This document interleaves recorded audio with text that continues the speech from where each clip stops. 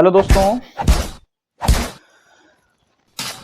आप सभी का आपके अपने यूट्यूब चैनल पर बहुत बहुत स्वागत है।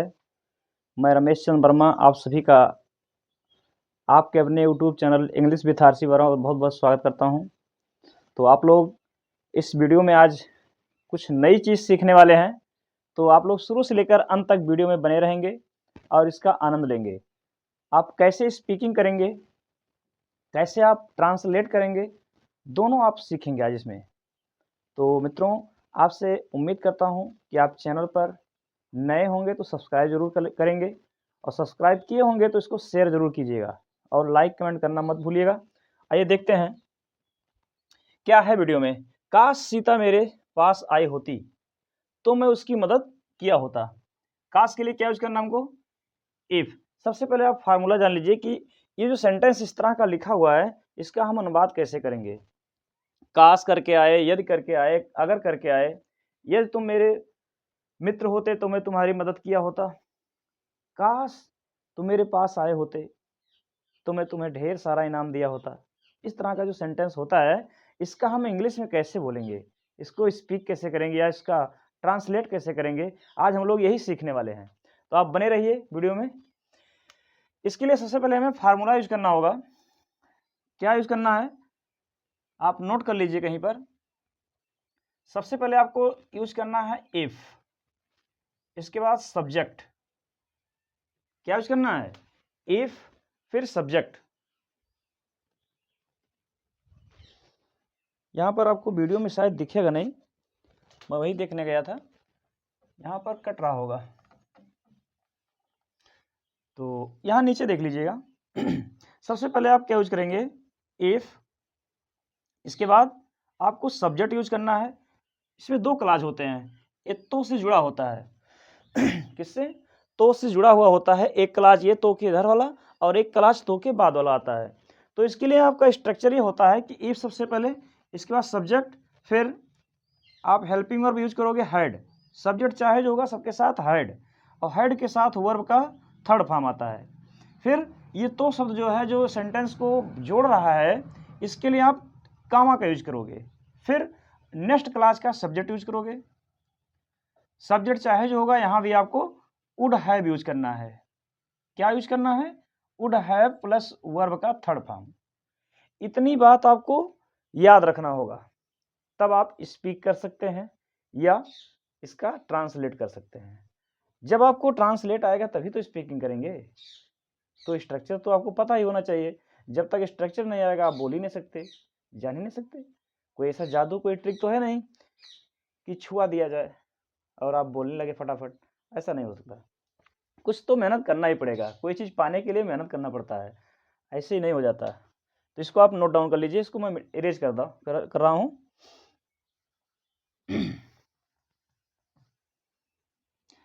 देखिएगा, काश सीता मेरे पास आई होती तो मैं उसकी मदद किया होता।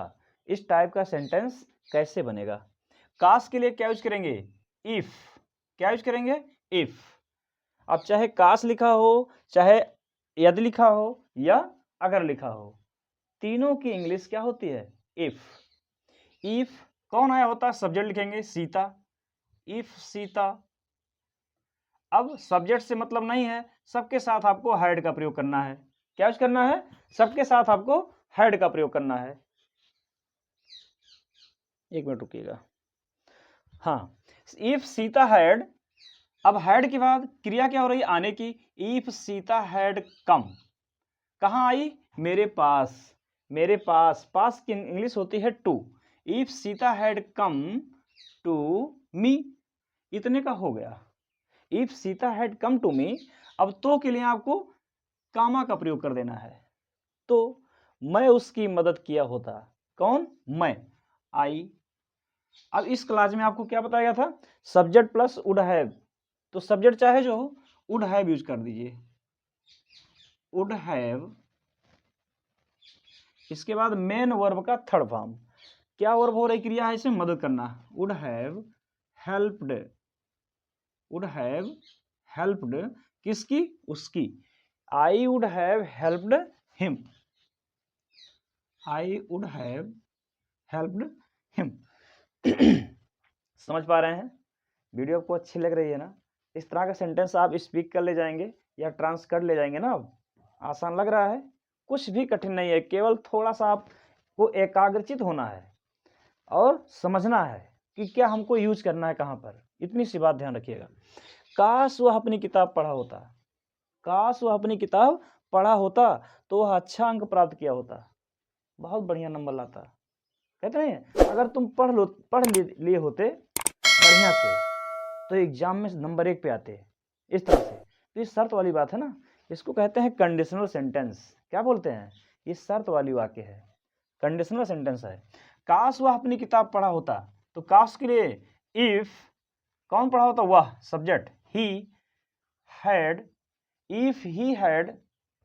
अब पढ़ने की रीड होता है, रीड का थर्ड फॉर्म रेड ही होगा, रीड रेड रेड, स्पेलिंग वही रहती है, उच्चारण अलग अलग होता है। If he had read his book, his book. अब इतने का हो गया, एक क्लास का हो गया, तो के पहले वाले का सेंटेंस का अनुवाद हो गया। सेंटेंस नहीं कहेंगे इसको, क्लास कहेंगे, और तो के लिए कामा का प्रयोग करेंगे। अब वह अच्छा अंक प्राप्त किया होता, ही वुड हैव। अब वुड हैव तो हो गई हेल्पिंग वर्ब, प्राप्त करने की अंग्रेजी क्या होती है? गेट। क्या होता है? गेट। गेट का थर्ड फॉर्म क्या होगा? Get, got, got. और गेट, गाट, गाटन भी होता है, तो चाहे आप गाट लिखिए चाहे गाटन, दोनों सही है। ही वुड हैव गॉट, वह प्राप्त किया होता, क्या प्राप्त किया होता? अच्छा अंक, good marks. He would have got good marks. ये हो गया सेंटेंस आपका दूसरा। नेक्स्ट आपका है, यदि तुम वहां गए होते तो वह वहां रुका होता। तो यदि के लिए आप क्या यूज करेंगे? वही इफ, सब्जेक्ट कौन है? यू, यहां पर हैड। अब जाने की अंग्रेजी क्या होती है? गो। गो का थर्ड फॉर्म क्या होगा? गो, वेंट, गान, थर्ड फॉर्म गान हो जाएगा। इफ यू हैड गान, यदि आप गए होते कहां? वहां, देयर। तो के लिए कामा लगाइए, और बोलते समय आपको कामा नहीं बोलना है, बोलते समय आप जनरली बोल देंगे if you had gone there, तो वह वहां रुका होता। He would have stayed there. He would have stayed. Stay means ठहरना या रुकना होता है, स्टे। तो स्टे का third form stayed. He would have stayed there, वहां की अंग्रेजी देयर। समझ रहे हैं ना? तो कमेंट में जरूर बताइए वीडियो आपको अच्छी लग रही है ना। चैनल पर नए हैं तो सब्सक्राइब ही कीजिएगा। अगर आप मुझे फेसबुक पर देख रहे हैं तो फॉलो नहीं किए तो ज़रूर फॉलो कीजिएगा, फॉलो वाली बटन दबा दीजिएगा, और शेयर ज़रूर कीजिएगा अपने फ्रेंड्स के पास, अपने ग्रुप में, अपने व्हाट्सएप ग्रुप में, इंस्टाग्राम पर, जहां भी आपको शेयर करना शेयर कर दीजिए। आपसे मैं यही सपोर्ट चाहता हूं। आगे देखिए, यदि लड़का हंसा होता तो वह दंडित किया गया होता। यदि लड़का हंसा होता तो वह दंडित किया गया होता। तो यदि के लिए आप क्या यूज करेंगे? If the boy, if the boy हंसा होता, हैड, पहले हेल्पिंग वर्ब यूज करेंगे। इफ द बॉय हैड, हंसने के लिए लाफ होता है, लाफ का थर्ड फॉर्म लाफ्ड हो जाएगा। If the boy had laughed, और तो के लिए कामा यूज कीजिए।